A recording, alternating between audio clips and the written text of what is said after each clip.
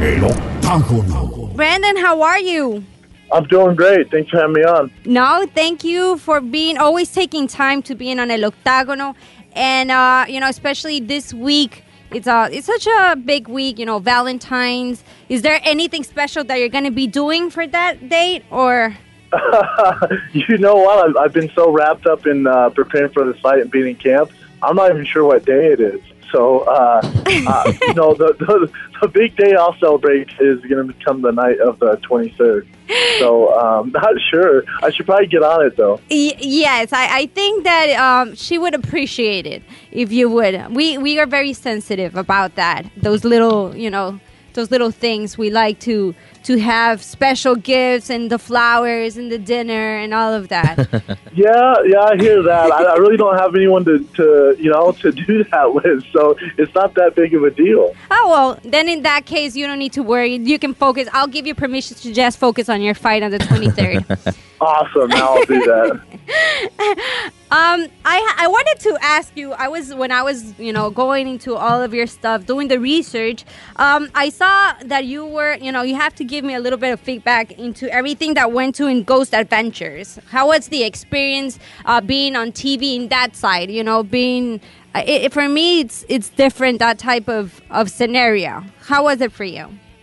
Zach Baggins, the guy who's kind of the lead guy on the show, is a buddy of mine. We did some charity work together, and he reached out to me and said, we'd love to have you on and do one of the shows. And I didn't think much about it. I was like, yeah, sure, whenever, man, let me know. And then they came to Denver, and it was probably, I want to say about midnight my time. I'm sleeping. I get a call from Zach Baggins, and he's like, hey, man, we're down the street. You should come on and do this lockdown with us. And I woke my brother up from his house and drove down there. And I really didn't know what to expect. And, I wish I could say I was that good of an actor, but I was legitimately scared. I was very terrified on the show. So actually, they don't give you any heads up. They don't tell you where the location is going to be or what to expect. They just throw you, and to see what comes out. That's how it is? I think they kind of do some research, and they don't have a lot of guests. I think I was their first guest. So there's 3 members of the team, and the 3 members, they know what's going on. They do the research. But as far as me, I think it was just kind of an idea of, hey, let's invite Brendan. And, I came down there, and we found some pretty cool stuff.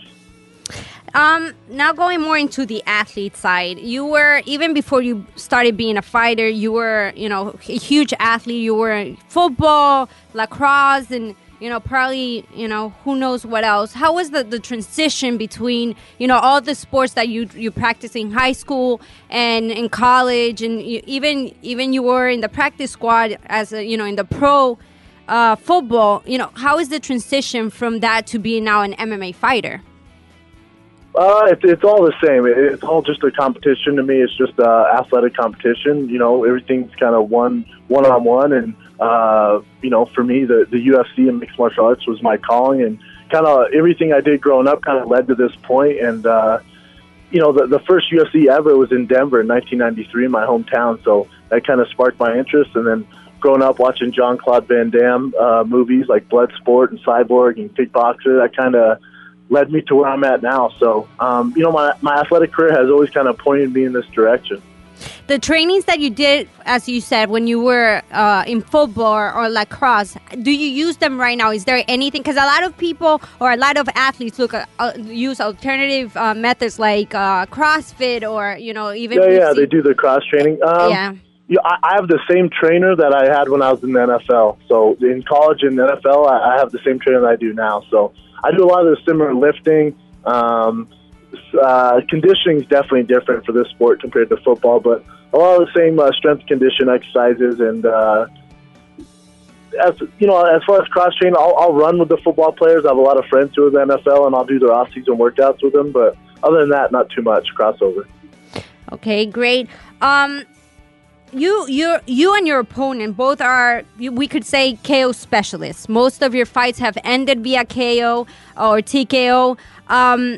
How do you prepare for somebody like that, comparing if it was, an opponent that it's more like, ground opponent?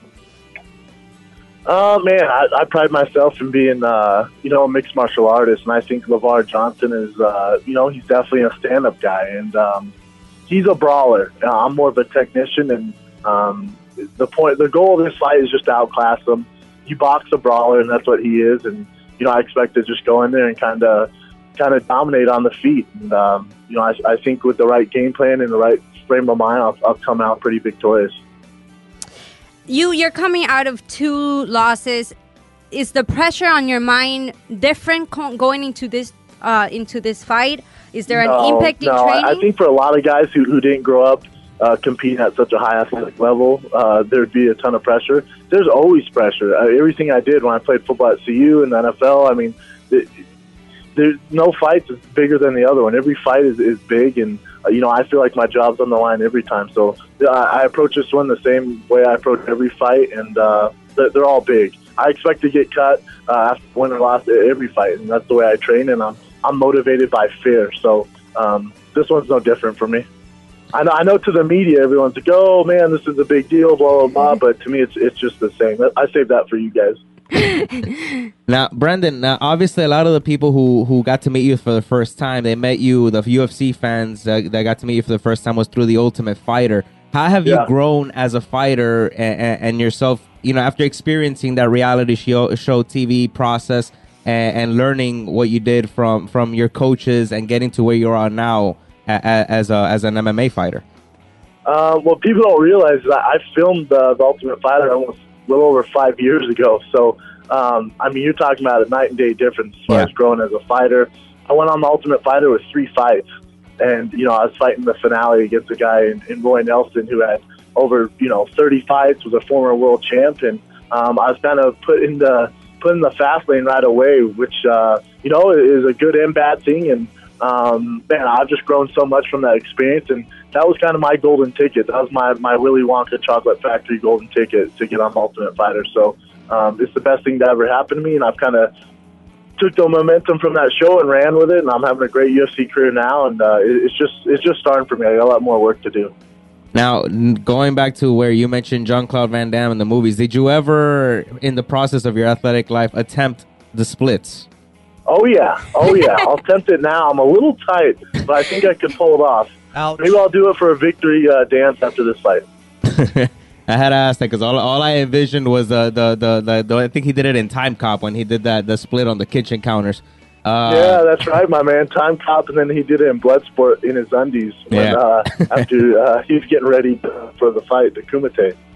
And now, just I guess as a final question, what is your? I know a lot of people don't like to do their very own predictions, but how do you want to finish this fight with LeVar?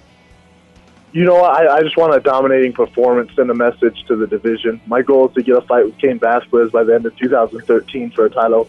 So it starts come April 23rd. All I'm focused right now is on LeVar, and he poses one hell of a threat to me, and he's probably the hardest hitter in the division. So I'm excited to go in there and show people, what a real striker looks like in the UFC. We can't wait to see that because we know it's going to be one of those striking battles, and I just have a feeling that somehow, some way, we're going to see an incredible knockout in this fight. You know it, man. And for me to be the main event on FX portion of this card is a big deal, and I bet it's the highest ratings yet they're going to have on FX. And myself and I know LeVar is training hard for it, so we're going to deliver. Definitely. Now, where can people follow you?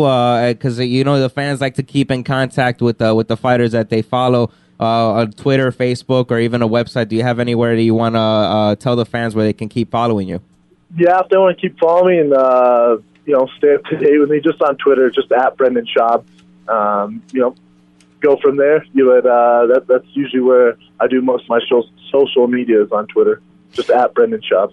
Well, Brandon, thank you very much for being on El Octagono. We'll be watching, of course, your fight, and we hope to have you in El Octagono very soon.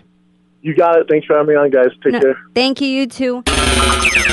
Para estar más informado, visita www.eloctagono.com.